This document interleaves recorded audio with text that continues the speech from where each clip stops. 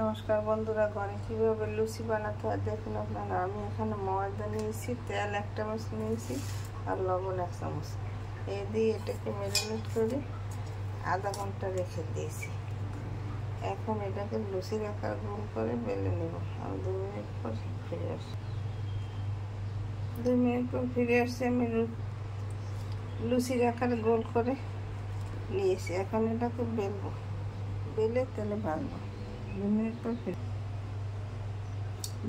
পর ফিরে আসি। আমি লুচি বেলে নিয়েছি লুচির আকার করে। এখন চুলায় তেল দিয়ে দিছি, কড়াইতে চুলা ধরিয়ে দিলাম। তেল গরম হলে লুচি দিয়ে দিলাম। 2 মিনিট পর ফিরে আসছি। আমি লুচি ভাজা দিয়ে দিছি।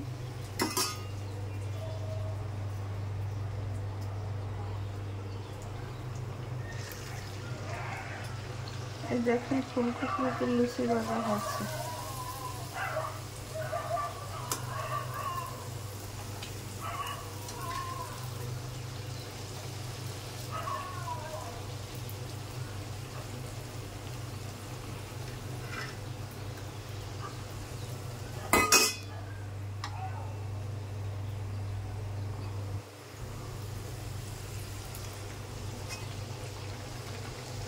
আমার ফুলকো ফুলকো লুচি ভাজা হয়ে গেছে। এইভাবে আপনারা ঘরে তৈরি করে ফুলকো লুচি বানিয়ে খেতে পারেন। খেতে অনেক সুস্বাদু লাগবে।